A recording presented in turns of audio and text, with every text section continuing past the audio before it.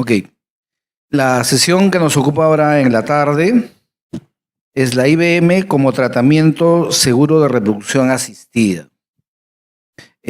Un plan de tratamiento amigable para la paciente. Entonces, nuestro moderador es el doctor Diego Eguávil. Diego es infertólogo asociado a la clínica Cefra, ginecólogo de la clínica angloamericana, ginecólogo del Servicio de Ginecología Especializada del Hospital Nacional Edgardo Rebagliati Martins, máster en endometriosis y anatomía ginecológica por el Miss Academy Fellowship, especialista en infertilidad por la Clínica Universitaria Genquis y Instituto Valenciano de Infertilidad, cirujano certificado por la Academia Europea de Cirugía Ginecológica y miembro asociado de la ESR. Doctor Diego, lo dejo para que usted presente. Gracias. Vamos a dar inicio a la sesión número 2 de nuestro curso y vamos a comenzar un plan de tratamiento amigable para la paciente. Con el tema de oncofertilidad, la IBM como método de preservación de la fertilidad seguro y accesible, el doctor Armando Roque, que previamente ha sido presentado y que tiene múltiples logros durante su carrera. Un placer, doctor.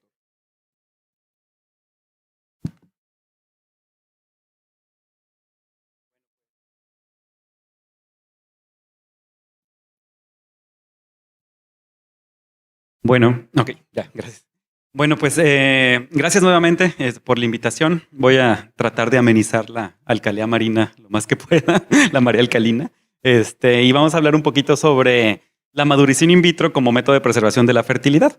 Y justamente en la plática pasada les estaba platicando un poquito de cómo hacíamos los cursos, o cómo hicimos este curso de criopreservación de corteza ovárica justo en el hospital en donde laboro. Y pues vamos a ver un poquito de la aplicación que podríamos tener para preservación de la fertilidad y para oncofertilidad. Y pues al margen de esto, pues recuerden que los talleres, justamente los hands-on específicamente, pues tanto para médicos, para embriólogos, a todo el mundo nos sirve, por ejemplo, cómo se tiene que cortar el tejido ovárico y lo mismo aplica para la capa IBM. ¿Right? Entonces, bueno, pues vale la pena recordar varios conceptos que son importantes cuando hablamos de reproducción asistida. Entonces, lo primero, el famoso y que a nadie le gusta, sobre todo a las mujeres menos les gusta el concepto de reloj biológico. O sea, pero es cierto. O sea, el número de óvulos que tiene una mujer para toda su vida, predeterminado genéticamente, y que conforme va avanzando la edad de la mujer, van disminuyendo. Una mujer recluta alrededor de 1000 folículos en un ciclo menstrual. Uno es el dominante y todos los demás se pierden. Siguiente ciclo menstrual, otros 1000, uno dominante, se pierden. Siguiente, así hasta que se acaban. Y tan se acaban que llega la menopausia. Y luego aquí hay dos mitos interesantes que de repente preguntan las pacientes. Oiga, pues que yo estoy tomando anticonceptivos, pues entonces no estoy gastando mis óvulos. No, están reclutando también, nada más no está ovulando y se siguen perdiendo. O que te dicen también, oiga, y en un tratamiento de reproducción me va a poner hormonas y voy a generar más óvulos, entonces me van a acabar más rápido. Tampoco es cierto eso. Entonces ese es el primer punto importante, la reserva ovárica. Y el otro punto importante, también interesante, es la calidad ovocitaria. Entonces eso en obstetricia y en ginecología obstetricia lo vemos rutinariamente cuando hacemos un test 11-14 y nos van a marcar el riesgo de ese embarazo. Y ese riesgo asociado a ese embarazo nos lo van a marcar con, valga la redundancia, marcadores específicos de ese tamizaje, pero asociado a la edad. Y bien sabemos que una mujer que se embarace más grande, 43, 44, 45 años, tiene un riesgo incrementado de aneuploidías como síndrome de Down, etc. Entonces, más o menos un test 11-14 nos va a decir a los 43 años 1 en 4 casos de posibilidades de presentar una aneuploidía. Y una mujer que se embaraza a los 20 y tantos años, generalmente esos tests quedan en 1 en más de 20,000 casos. Lo mismo pasa en reproducción asistida. La reproducción asistida, al momento actual, no tenemos forma de cambiar esa aneuploidía, no tenemos forma no experimental de hacer edición genética, etc. Entonces, a veces yo critico un poquito los tratamientos de rejuvenecimiento ovárico, porque no están rejuveneciendo nada. ¿Sabes? Rejuvenece esos óvulos de 42 años y hazlos de 35. Eso realmente no se puede. Activas algunos ovocitos, pero son ovocitos que tienen esa edad y que ya perdieron esa calidad, etc. Entonces, eso es un punto importante. Y justamente la edad está asociada a la aneuploidía. Y de aquí empiezan a aparecer otros datos interesantes que nos sirven para la consejería de una paciente que va para preservación de la fertilidad. Todavía no le vamos a poner preservación de la fertilidad oncológica, pero aplica. Entonces, por ejemplo, el número de óvulos que se necesitan para obtener un embrión euploide. Y obviamente depende de la edad. Y esos datos del doctor Santiago Muné, genetista, pues sí nos han servido como para poder ver ese efecto de la edad. A menos de 35 años, pues a lo mejor necesitas 4.7 embriones óvulos para tener un embrión euploide. Pero una mujer nuevamente de más de 42 años, pues requerirá 24 ovocitos metafase 2 para poder tener un embrión euploide. Entonces una mujer de 42 años para tener 24 ovocitos va a estar un poco difícil. Y la mujer que viene para preservación de la fertilidad, por ejemplo, a los 39, 40 años con una antimularia de 0.6, 0.7, pues a lo mejor dice, bueno, pues que yo quiero preservar para el futuro. Y uno quisiera decirles, bueno, pues es el futuro, ya se le pasó, señora, pero no podemos hacerlo y de todas maneras tenemos que preservarlo, pero sí tenemos que tener bien en claro a qué es lo que estamos tirando en términos de probabilidades de embarazo y en términos de preservación realmente de la fertilidad. Entonces, los caminos de preservación de la fertilidad nos van a llevar a 3 situaciones médicas importantes. Preservar por alguna enfermedad, preservar por cáncer y preservación social. Es interesantes estos 3 escenarios. El que nos atañe en esta plática es justamente la preservación por cáncer, la preservación oncológica o la oncofertilidad. Y esto está muy interesante también porque desde un punto de vista clínico, pues uno de entrada, el tener la enfermedad, el tener el cáncer, pues ya va a cambiar todo el estado de ese ambiente, desde lo que quieran, desde el estado psicológico, depresión en esa paciente en particular, hasta un estado de enfermedad crónica que puede redundar en alteración en los gametos. Y los tratamientos de reproducción, los tratamientos de quimioterapia, radioterapia, los tratamientos gonadotóxicos, pues justamente van a llevar a fallas gonadales. Entonces, por ejemplo, quimioterapia con alquilantes o una cirugía a nivel ovárico, en órganos reproductivos, o radioterapia a nivel pélvica, pues todo eso son condicionantes de fallas gonadales. Entonces, generalmente, pues esas calidades gonadales de gametos están alterados desde el momento del diagnóstico.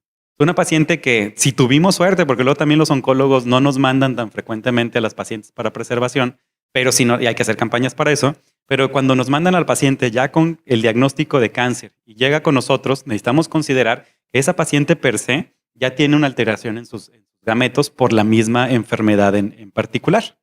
Pero la parte alentadora de todo esto es que más del 80%, por ejemplo, de los niños y adolescentes con algún tipo de cáncer, testicular, donde sea, pues tienen una sobrevida de más del 80% hasta la vida adulta. Y ahí el problema en este tipo de situaciones en mujeres y varones prepúberes es que esa falla gonadal también puede repercutir o va a repercutir en el desarrollo puberal, en la misma producción hormonal, el ganar músculo, por ejemplo, el ganar masa ósea, etcétera, y en disfunción sexual. Entonces, no nada más es el diagnóstico de cáncer, sino la sobrevida del cáncer. Entonces, si vemos otra vez nuestra gráfica de reserva ovárica y existe algo ahí en particular que nos pueda acelerar el proceso para llevar a una falla ovárica prematura, una falla gonadal, pues justamente tenemos una pequeña ventana de posibilidades de tiempo en la que nosotros podríamos hacer algo, porque nuevamente, o sea, no existen esas mal llamadas terapias de rejuvenecimiento, de regeneración, etcétera. O sea, aquel ovocito que se perdió, justo como sucede en la naturaleza de una manera habitual y fisiológica, pues esa manera acelerada de tener algún medicamento gonadotóxico justamente nos va a llevar a una falla ovárica prematura. Y esa falla ovárica, a lo mejor las hormonas las podríamos suplementar con una terapia reemplazo hormonal si el tipo de cáncer nos lo permite, pero la función reproductiva con óvulos propios ya no hay forma de poderla regresar. Y que también aquí hay otros puntos importantes que van a la par de los tratamientos oncológicos y de preservación de la fertilidad. Por ejemplo, nos hemos enfrentado a este tipo de pacientes en tipos de escenarios en el que a lo mejor, bueno, ya preservamos la fertilidad, tenemos óvulos guardados, o si tenía una pareja estable, embriones guardados, etcétera. Pero resulta que después de un tratamiento de quimioterapia, pues ya el endometrio nunca respondió o nunca creció e hizo ahí no un endometrio como nos gustaría justamente tener, ahí de un endometrio trilaminar, bonito, etcétera, y que crezca y que tenga un desarrollo adecuado como para una implantación embrionaria. Recientemente también me pasó una paciente que llegó justamente para preservar ovocitos por cáncer de mama Pero después de eso estaba con tratamiento, obviamente oncológico, después de sobrevivir, tocar la campana de que ya acabó quimioterapia, etcétera, pero que estaba con tamoxifeno y que iba a estar así, pues, por lo menos entre 5 a 10 años después. Entonces, oye, bueno, ¿y cuándo me voy a embarazar? No podemos embarazarte ahorita, porque justamente el tumor ameritó que te diéramos un tratamiento antiestrogénico. Ya estamos muy bien, el oncólogo la mandó perfectamente, hicimos un tratamiento adecuado para preservar ovocitos y sin embargo la paciente no lo puede utilizar. Entonces vale la pena también tomar en cuenta ese tipo de situaciones. Y pues bueno, puntos importantes y como también es importante mandar este mensaje, a lo mejor nosotros llevárnoslo, tenerlo en el radar, pero sobre todo difundirlo a nivel social, a nivel de nuestras pacientes y como medida preventiva, pues estos datos son importantes. El 30-50 de las pacientes no reciben un asesoramiento en preservación de la fertilidad antes de iniciar su tratamiento de quimioterapia. Y sí está muy feo que de repente la paciente esté enojada con el doctor que le salvó la vida. O sea, si el oncólogo me dio el tratamiento adecuado, me quitó el cáncer, pero nunca me mandaron a preservar la fertilidad y ya sobreviví. Y ya no me puedo embarazar, pero no me dijo que podía, etcétera. Pero a final de cuentas es el que hizo el diagnóstico adecuadamente. Y va a haber todavía situaciones muy particulares en esas pacientes en particular, vale la redundancia. Aquel miedo que hay, por ejemplo, de hacer una estimulación hormonal a pacientes que tienen tumores que responden a hormonas o que justamente con eso se generó ese cáncer. Número 2, el no retrasar el tratamiento oncológico. O sea, el oncólogo quiere empezar mañana y la paciente también quiere empezar mañana porque le acaban de hacer el diagnóstico, etcétera. Entonces, todo el mundo quiere empezar para ayer el tratamiento. Entonces, de repente, pues existe ese mito de que, bueno, pues entonces hay que esperarnos a que inicie su ciclo y entonces empezar tratamiento con hormonas y luego va a subir el estradiol, pero es un estrógeno dependiente este cáncer que tienes, etcétera. Entonces, mitos que existen o que limitan un poco la accesibilidad al tratamiento de preservación de la fertilidad. Y pacientes con estadios avanzados de cáncer. También se oye muy feo, pero sí tenemos que considerar la sobrevida de ese cáncer en particular. O sea, si nos van a dejar embriones guardados huérfanos porque la mamá falleció por el tratamiento, pues a lo mejor desde el principio considerar qué hacer en ese tipo de situaciones. Guardar ovocitos o ni siquiera a lo mejor ofrecer el tratamiento de reproducción, que esos son también casos de la vida real que de repente pasan. Y por ejemplo, algo que vemos en ginecología, pero que no tan comúnmente, pero que lo vemos en ginecología, pues cáncer de mama o cáncer de mama familiar o cáncer de mama en pacientes jóvenes con alteraciones en BCRA y el efecto Jolie, el efecto de Angelina Jolie, o sea, BRCA positivo y mastectomía y una cirugía plástica para poder recuperar la estética, pero también sabemos que esas alteraciones en BCRA pues dan alteraciones oncológicas a nivel ovárico. Muchas veces van a recomendar quitar mama, o sea, la paciente va a querer, en esa oncofobia que existe, quitar ovarios, y ahí es donde podemos nosotros intervenir justamente para preservar la fertilidad. A lo mejor puede estar sin mama, puede estar sin ovario, pero puede tener hijos si hacemos un tratamiento correcto, previo a algún tratamiento de oncología. Y cáncer de mama, pues también es otro de los ejemplos en cuando está bien diagnosticado con las campañas de detección oportuna de cáncer, pues la sobrevida es alta, de supervivencia a 5 años del 91%. Siempre y cuando, obviamente, esté detectado en etapas tempranas. Y estas son estadísticas de Estados Unidos. A lo mejor en toda Latinoamérica carecemos un poco a nivel social, a nivel público. Eso pasa en México, por ejemplo, ya sea por motivos de lo que quieran, de que la paciente no va a hacerse su mastografía o de que la paciente o que las campañas o el dinero destinado al tipo de campañas pues no es completamente adecuado. Pero bien hecho, se puede lograr una sobrevida adecuada. Y bueno, también existen otras indicaciones de preservación de la fertilidad que no necesariamente tienen que ver con cáncer y que también vale la pena de repente tener en el radar. O sea, puede llegar una paciente con alguno de estos diagnósticos y nosotros pensar en que ese tratamiento, que a lo mejor ni le estamos dando nosotros, sino el reumatólogo, etcétera, puede potencialmente estar alterando su fertilidad. Y a lo mejor antes de iniciar un tratamiento para artritis reumatoide, etcétera, podría preservar esa fertilidad. Ese es el caso de las enfermedades autoinmunes, procedimientos de reasignación de sexo. Entonces, pacientes trans, o sea, conviene también en el momento en que ellos pueden embarazarse, independientemente de la identidad sexual que puedan tener, y sus gónadas con las que nacieron, sus gametos con los que nacieron, se pueden preservar. Desórdenes genéticos en el varón o en la mujer, un síndrome de Kallmann, etcétera, enfermedades que causen falla ovárica prematura, como un síndrome de Turner, un síndrome de Frágil X, que causan justamente este tipo de alteraciones. Pero también a lo mejor algo común, endometriosis a la cual nos enfrentamos todos los días, pues una cirugía por un endometrioma, nos vamos a llevar el endometrioma súper bien, lo vamos a fulgurar adecuadamente, ya no va a tener dolor nuestra paciente, pero también nos vamos a llevar reserva ovárica.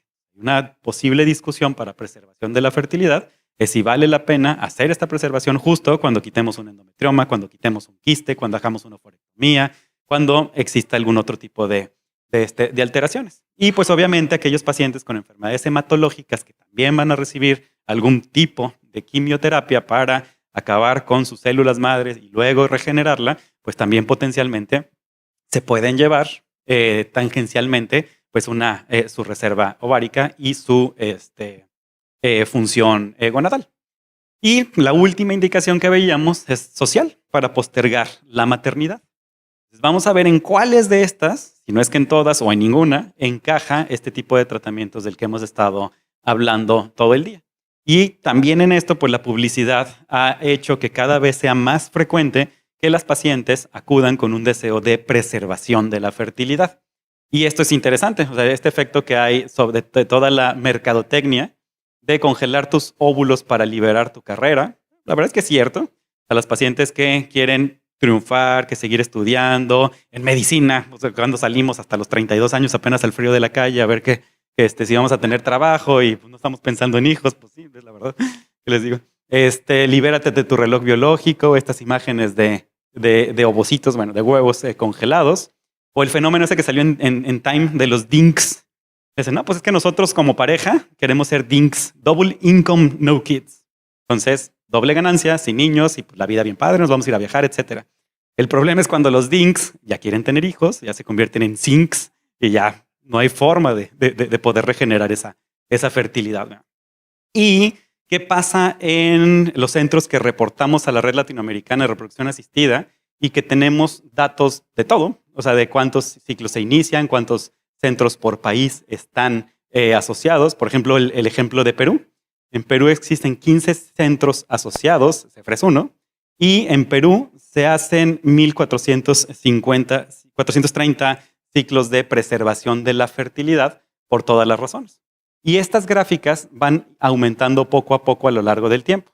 Si alguien quiere saber todos los demás y cómo está Perú con el resto de Latinoamérica, pues está todavía en Journal Preproof, pero si lo quieren escanear, ya lo pueden ver los datos de Latinoamérica de este año, antes de que salga el nuevo reporte, en el que vamos a tener más datos sobre PGTA, etc. Y una cosa que no está tan bonita, pero es real, es que los ciclos de reproducción asistida de preservación de la fertilidad en Latinoamérica, en ese mismo artículo lo podrán ver, pues la mayoría de las pacientes que vienen para preservar la fertilidad se encuentran entre 35 y 37 años. Y eso ha ido aumentando, si se fijan, de 2017, 2019, pero 2021, pospandemia, después se hacen 12,350 ciclos de preservación de la fertilidad. Entonces estamos la mayoría de las veces preservando la fertilidad por cualquier razón de las tres que mencioné, y generalmente es social o por enfermedad, en mujeres de 35 a 37 años, cuando la recomendación general es hacer este tipo de tratamientos de preservación antes de los 35 años. Ya sabemos que puede haber alguna alteración nada más por la edad, por que estar criopreservando a esta edad, y ya vimos el número de embriones euploides, etc. Y de hecho, esto está manifestado, por ejemplo, en este artículo que también está interesante. La alta prevalencia de mujeres de pobre pronóstico clasificados por Poseidón, que puede caer en grupo 1, 2, 3 o 4, en mujeres que van a criopreservación social. Entonces, esto va en relación justamente a que las mujeres a las que le estamos preservando la fertilidad, le podemos llamar preservación de la fertilidad, son mujeres que son mayores de 35 años. Entonces, es un grupo interesante o un grupo importante de cómo, pues, yo nada más llegué a guardar óvulos porque pues, todavía no me voy a casar, no sé qué, y las encontramos con una categoría de subrespuesta de acuerdo a Poseidón. Entonces, ya también, digo, está muy feo eso, pero de repente pasa de, oye, pues usted venía como donadora y ahora se convirtió en receptora. O sea, que justamente llegó por eso, o sea, para el diagnóstico para preservación, y encuentras antimulerianas súper bajas. Y también datos de la red latinoamericana, en la que hacemos un esfuerzo colaborativo todos nosotros, y pues en promedio, sin tomar en cuenta edades, etcétera, pero más o menos tomando en cuenta cuándo están llegando las pacientes a preservar la fertilidad, pues justamente cuando realmente podemos influir o preservar la fertilidad adecuadamente es cuando tenemos más de 10 ovocitos, como para esa paciente. Es cuando una paciente nos pregunte, pues, obviamente la edad va a importar, lo que sea, pero en promedio, una paciente que nos pregunta, oiga, ¿y cuántos óvulos tengo que guardar? Pues al menos 10 ovocitos para poder influir o tener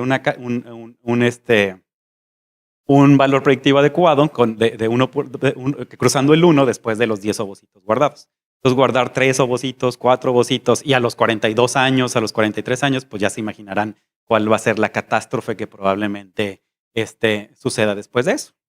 Y el grupo de la ESRE, de la Sociedad Europea, pues tiene todo un lineamiento muy interesante para la preservación de la fertilidad. Y esto está particularmente importante porque va desde lo que se tiene que hacer en tratamiento clínico, y que si se fijan va desde proveer la información adecuada, referir a un paciente para preservación de la fertilidad. Número 2, ¿qué es lo que necesita la paciente en esa preservación y qué método le vamos a ofrecer? Porque aquí vamos a tener en cuenta que interviene la edad, los riesgos de falla prematura, cómo está su reserva ovárica en ese momento, etcétera, si tiene o no tiene pareja, etcétera. Y posteriormente, después de esa pre-counseling, de esa asesoría que nosotros podemos dar antes de la preservación de la fertilidad, pues obviamente realizar el tratamiento que se necesite, que puede ser desde dar agonistas de GnRH para disminuir ahí el daño que pueda haber por quimio o radioterapia, hasta criopreservación de lo que nosotros queramos. Preservación de ovocitos obtenidos de la forma que ustedes quieran, embriones, etcétera. El seguimiento y luego qué es lo que pasa o tener estadísticas adecuadas sobre qué pasa después con la utilización o no de esos gametos que nosotros que nosotros congelamos, y obviamente pues tener toda la documentación, consentimientos informados, etcétera, todo el aparato legal como para poder tener esas situaciones particulares que habíamos mencionado cubiertas. Y si se fijan en la misma guía de la R, pues ya vienen las diferentes opciones de tratamiento y las intervenciones que nosotros podemos hacer, y dentro de esas intervenciones se considera la maduración in vitro en esas situaciones en particulares como para poder un método adecuado como para ofrecer a esas pacientes para preservación de la fertilidad. Y el último cuadrito, bueno, que tiene que ver con preservación de la fertilidad, pues el riesgo que puede tener esa paciente. El riesgo para ella misma y el riesgo para la descendencia, de acuerdo a cada una de las tecnologías o a intervenciones o abordajes que nosotros tenemos para preservación de la fertilidad. Pero a final de cuentas podemos resumir en 3 situaciones particulares la preservación de esa fertilidad para una mujer. Pues una mujer puede preservar embriones, pero para esos embriones necesitamos esperma. Entonces esa esperma puede necesitar que la paciente tenga pareja, o que ella quiera el deseo de utilizar una muestra de donante. La desventaja de esta preservación es que tiene que ser obviamente después de la pubertad. Una niña, por ejemplo, no podríamos. 1, no podemos hacer una captura transvaginal, y número 2, pues no podemos estimularla tampoco para obtener ovocitos. Y el riesgo potencial de retrasar el tratamiento oncológico por hacer la criopreservación de embriones. Sin embargo, pues es una opción adecuada. El problema de esto, que ya lo veremos un poquito más adelante, es que los embriones, una vez fertilizados, no se pueden desfertilizar. Entonces puedes guardar embriones con tu pareja, pero si te peleas con la pareja, ya los embriones, y si te dieron un tratamiento de cáncer, que ya pasó en México y me tocó ser perito en un caso de esos, pues imagínense el escenario tan triste de que la mujer se queda sin reserva ovárica, lo que tenía para guardar lo guardó correctamente y guardó embriones, se separó del esposo, se quedó en falla ovárica prematura, y el esposo no la deja o no da el consentimiento para utilizar esos embriones.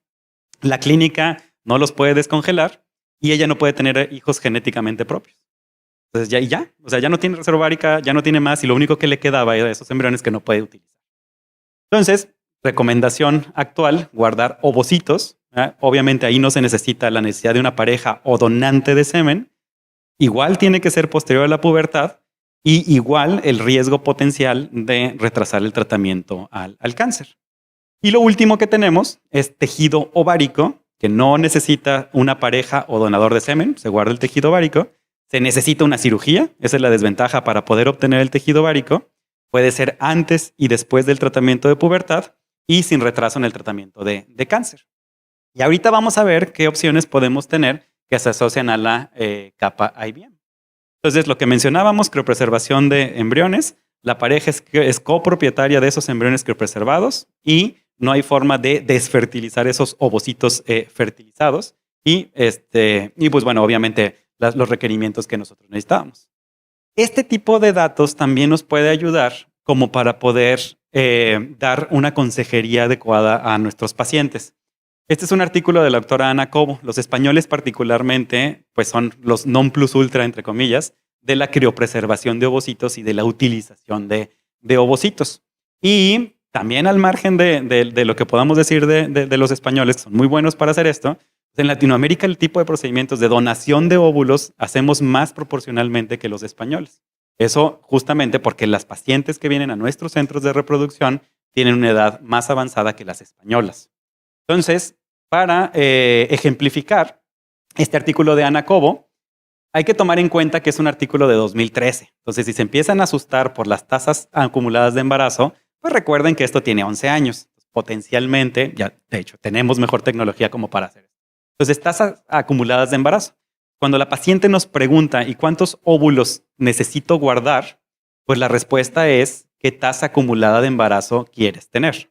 Entonces, menos de 35 años, si guardas 5 ovocitos metafase 2, vas a tener una tasa acumulada de un embarazo de un 15%. Si guardas 15 óvulos, 85%. Entonces, obviamente, más es mejor. Y vean nuevamente el efecto de la edad. 5 ovocitos, después de los 36 años, te da una tasa acumulada de un 5%. 11 ovocitos, 35%. Y la paciente que llega a los 42 años para preservar de la fertilidad, pues generalmente puedes obtener 3, 4, 5 ovocitos al menos de un ciclo de reproducción asistida. Y aquí es donde empiezan a aparecer la importancia de estas nuevas tecnologías. Por ejemplo, la criopreservación de tejido ovárico, que en 2019 dejó de ser considerada experimental, pues es un tratamiento que nos puede ayudar en mujeres prepuberales, como lo habíamos dicho. Y técnicamente en una laparoscopía pues no tiene, la verdad es que mucho chiste, o sea, es mucho más difícil quitar un endometrioma, hacer una histerectomía, etcétera, para quitar esa corteza ovárica por laparoscopía, pasársela al embriólogo, hacer el tratamiento para preservarlo adecuadamente y congelarlo actualmente en vitrificación de tejido ovárico previo su tratamiento. Y para regresar esa corteza ovárica, bueno, pues se descongela. Laparoscópicamente, si hay ovario, se pone en el sitio donde lo cortamos, un cortecito para ahí, se cubre con alguna sustancia que nos puede ayudar, como aquí, como el Surgicel, etcétera. Si no hay ovario, pues se hace una bolsa en el ligamento, se hace un cortecito en el ligamento, se mete ahí el tejido ovárico, se sutura y ahí se acabó todo. Entonces, técnicamente no es difícil. Lo difícil técnicamente es poder, uno, que nos manden a la paciente, hacer la preservación de la fertilidad, etcétera, y pues entonces, ¿qué más opciones tenemos para una mujer en oncofertilidad?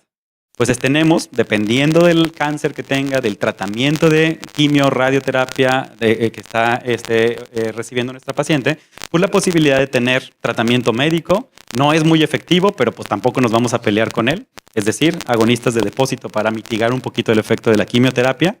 Transposición de ovarios también es algo relativamente fácil de hacer. Si le van a dar radioterapia a nivel pélvico, subimos los ovarios, los fijamos arriba y se sale del rango de acción de la quimioterapia.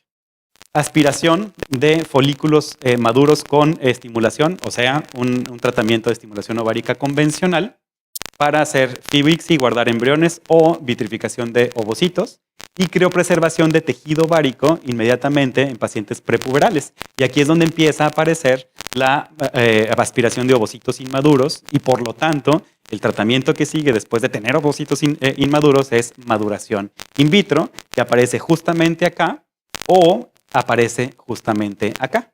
Entonces vamos a ver algunos tratamientos que son fuera de experimentación y otros tratamientos experimentales. Entonces, maduración in vitro para esto. Entonces, en la práctica clínica podemos tener todos estos, o tenemos la historia, la evolución que vimos justamente en la primera plática de la maduración in vitro. Entonces, desde que se implementó, de hecho antes del 1990, desde que lo implementaba Robert Edwards para la maduración in vitro, que fue una de las líneas de investigación que tenía para producir el primer nacimiento de in vitro, Louis Brown, pues era básicamente entre esas líneas de investigación la maduración in vitro. Y después de ello, pues bueno, la aplicación de ese tipo de tecnologías y luego la modernización de ese tipo de tecnologías.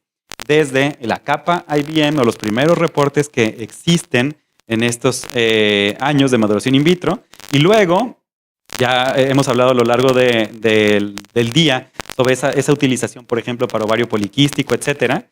Y luego empieza a aparecer algunos artículos sobre la utilización justamente, ya no en el escenario que estábamos hablando previamente de ovario poliquístico, de una carga folicular alta, etcétera, sino en el escenario de preservación de la fertilidad y también el escenario de la preservación de la fertilidad posterior a hacer un tratamiento que dejó de ser experimental en 2019, que es la criopreservación de tejido ovárico. Entonces, este tipo de tecnologías, bueno, uno, saber que están disponibles. 2, saber que no son experimentales. Y 3, pues entrenarnos o pegarnos a un centro en el que lo puedan hacer para podérselo ofrecer a nuestra paciente. Lo que sí no deberíamos de hacer es, bueno, pues que ya me refiero a una paciente, pero pues ya no hay nada que hacer porque no ha arreglado, es prepuberal, pues no, pues ya que le den el tratamiento de cáncer. O no, pues ya le quitaron el ovario y no hicimos nada. O no, pues, o sea, ese tipo de situaciones son las que no deberíamos o no deberían de estar pasando en el mundo actual, sabiendo que existen este tipo de tecnologías y de indicaciones. Y bueno, en lo que estamos después de actualmente, pues 2020 para acá, los nuevos artículos que están publicándose es justamente sobre el seguimiento a la descendencia de los bebés producidos o sea, el seguimiento a largo plazo de los bebés producidos de este tipo de tecnologías. Y si se fijan, pues bueno, existe la utilización de la maduración in vitro en casos de preservación de la fertilidad por enfermedad. Existe los reportes sobre la utilización de maduración in vitro en pacientes con oncofertilidad, obviamente también para lo que habíamos visto de ovario poliquístico, etcétera, y no existen reportes, al menos actuales, para utilización de maduración in vitro en preservación de la fertilidad social. Entonces, vamos a ver qué más podemos tener. Esta gráfica la habíamos visto en la plática previa y de hecho la vimos en toda la mañana y justamente la evolución y la descripción de las diferentes técnicas de maduración in vitro. El actual o el que estamos hablando, el más novedoso, pues es ese que se llama el capa IBM o pre-IBM, el que necesita o requiere de una etapa de maduración previa a realizar propiamente la maduración in vitro. Ahora, si nosotros entendemos el por qué nos han dicho, bueno, es que la capa IBM es mejor y es que necesita esas dos fases y es que nos dan mejores resultados. La verdad es que cuando comparamos lo que pasa in vivo con lo que pasa in vitro, pues nos va a hacer mucho más sentido el entender por qué la necesidad, entre comillas, de esa parte de la capa IBM que necesita una premaduración o que necesita estar inhibido ese desarrollo o esa maduración o esa complementación de la maduración ovocitaria. Y es que in vivo justamente sucede el mismo efecto. Ese efecto que está inhibido de esa maduración nuclear, etcétera, y que es la que, entre comillas, es, entre comillas, peligrosa o que cuando uno hace la captura y hace maduración in vitro convencional, acelera la maduración nuclear, pero no la citoplasmática, justamente está sucediendo en una maduración in vitro. Entonces, las vías metabólicas por las cuales se queda detenido, existe ese arresto de la maduración ovocitaria, justamente son las que se replicaron en los tratamientos de maduración in vitro. En esa necesidad o en esas vías de hacer esa etapa de pre-IBM para luego hacer la maduración in vitro. Justamente un símil a lo que hace la fisiología humana normal. De tal manera que la ASRM para 2021 también puso la leyenda de que esta tecnología no está considerada experimental y lo que nos está diciendo de otra forma es que podemos considerarla como para el tratamiento de nuestros pacientes y saber que existe para el tratamiento de estas pacientes. Si se fijan, a lo largo de la historia hemos visto cosas que se consideran experimentales, pues ya no lo son. Y bueno, ¿qué hay importante? También yo hacía una crítica constructiva previamente hacia los métodos antiguos de hacer maduración in vitro. Y justamente pasa lo mismo que habíamos visto para ovario poliquístico, la misma historia sucedió en las pacientes con oncofertilidad. Entonces, si se fijan, todos los años de experiencia que se tenía en preservación de la fertilidad para cáncer y las tasas eran muy similares a lo que mencionábamos, o sea, peores para la maduración in vitro contra fertilización in vitro convencional. Pero acuérdense que no estamos hablando de capa IBM, estamos hablando de maduración in vitro convencional o la clásica que tiene mucho tiempo descrito, pero que actualmente se evolucionó hacia la técnica capa. Y en esta, pues justamente los resultados en cáncer, acuérdense que son pacientes que ya tienen algún problema per se, pues 36 contra 14% de embarazo clínico y de nacidos vivos 31 contra 7%. Entonces, esto no se oye para nada alentador, nadie lo oía alentador en su momento, pero recuerden que son pacientes con cáncer, pacientes ya enfermas y no es capa IBM.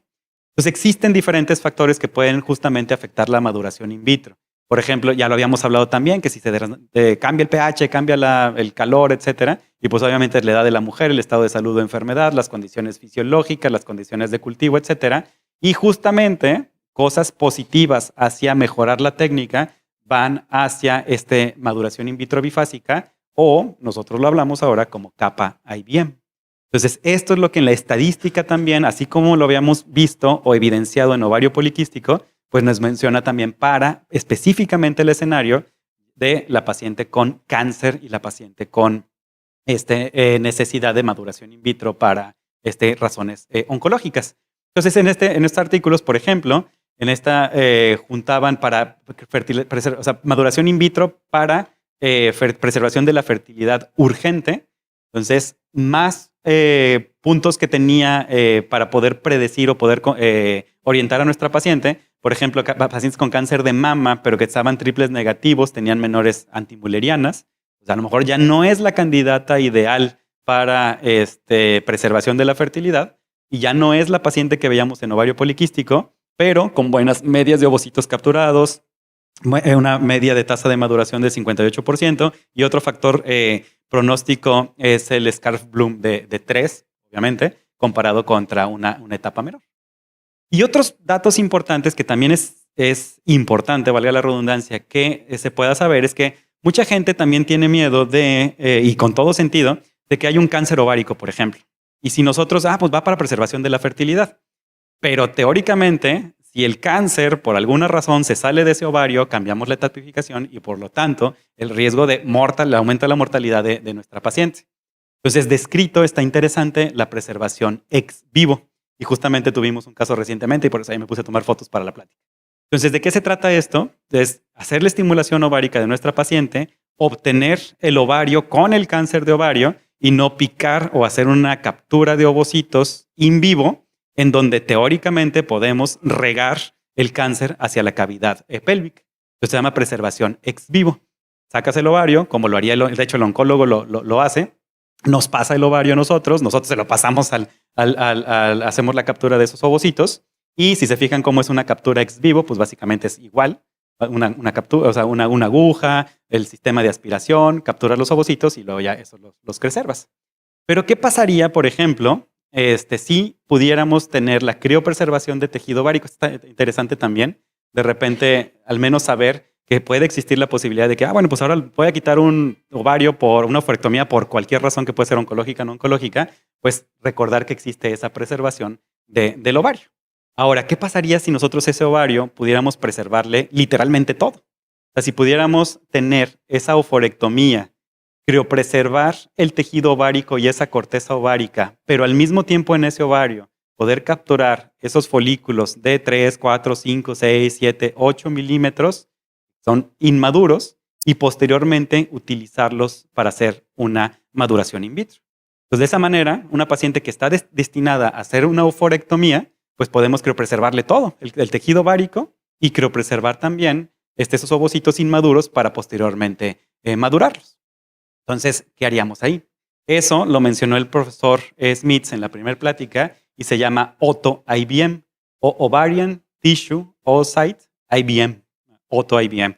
Está muy interesante esto, porque ya le damos más posibilidades a esa paciente. Entonces, a lo mejor conceptualmente podemos decir, bueno, pues es que a lo mejor si nosotros podemos desarrollar o madurar folículos de corteza ovárica, pues eso es experimental, etcétera. Y si tenemos 2, 3 ovocitos que es súper inferior a un in vitro convencional, pues sí es cierto. Pero si tenemos 2, 3 ovocitos extras a lo que tenemos de la corteza ovárica, extra a lo que podemos guardar convencionalmente en una paciente que ya le vamos a quitar el ovario y le van a dar quimioterapia, pues eso es súper material, súper valioso para esa paciente en particular. ¿Qué hay de estudios en este sentido? Pues cómo el poder mejorar la tasa de maduración de los ovocitos que se coleccionan justamente ex vivo para poder después hacer una maduración in vitro, el auto-IVM. Y obviamente también había factores de buen pronóstico y de mal pronóstico. Entonces ellos evaluaron hasta que si el ovario lo ponían en solución salina, hasta que si el tiempo de transporte, etcétera. Y aquí si se fijan, uno de los datos importantes que se preguntó en la audiencia previamente, pues es la tasa de euploidía de esos ovocitos madurados después de tener el auto-IVM de la corteza y después madurarlo. Y justamente lo que hacían era lo que les mencionaba, hacer una biopsia de cuerpo polar y las tasas de euploidía que encontraban, 64%. Bastantes buenas de esos ovocitos madurados in vitro, colectados de un paciente con cáncer previamente enfermo, después de hacer la oophorectomía y guardar el tejido ovárico. Entonces está muy interesante este tipo de situaciones. Y luego ya empiezan a reportarse los nacidos vivos después de un tratamiento de preservación de la fertilidad, después de maduración in vitro, y hacer este tipo de situaciones. Entonces empezar a reportar tasas de 43% de nacidos vivos, oye, bastante interesante en una paciente que ya no tenía ninguna posibilidad o que no iba a tener ninguna posibilidad y que aparte le dio este cáncer. Entonces, justamente este tipo de tecnologías son las que nos van a ayudar para adecuadamente o lo mejor posible dentro de las posibilidades, valga la redundancia, preservar la fertilidad a nuestras pacientes. De esta manera podemos llegar a una conclusión de tener ya no el algoritmo que les había mencionado de las únicas tecnologías que existían, sino poner a la maduración in vitro en un papel o en una posición mucho más alta, sabiendo que existe, que a lo mejor es la única opción que tiene nuestra paciente, o a lo mejor es una opción extra para nuestra paciente a lo que tenemos convencionalmente disponible. Una paciente, me imagino el escenario perfecto de poder hacer las 3 cosas: una in vitro convencional, una criopreservación de corteza ovárica y una maduración in vitro. Acuérdense que esas son pacientes que no son de las que tienen ovocitos para aventar para arriba como las de ovario poliquístico y que si falla la tecnología pues le haces 2 más o 3 más porque al cabo es más barato, etc. Entonces son pacientes que ya no van a tener otra forma de poderse embarazar y de poder tener una descendencia genéticamente suya. Entonces, pues bueno, ya no es un tratamiento experimental y considerar los diferentes escenarios clínicos en nuestra paciente en particular con las cuales podemos ayudar para adecuadamente tener una preservación de la fertilidad. Muchas gracias.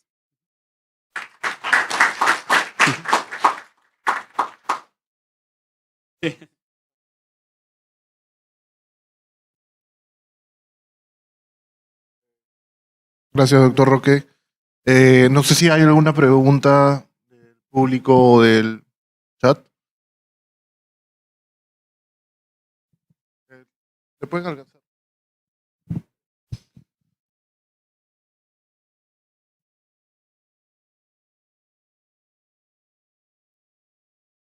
Buenas tardes. Felicitarlo por su excelente presentación. Un tema importante. Por ejemplo, cuando se habla de cáncer de ovario y es un estadio 1A, a veces, en este caso que la mujer no ha tenido hijos, con la cirugía generalmente en el cáncer de ovario es citorreducción. En ese momento saca todo, ambos ovarios, el útero. Pero desde el punto de vista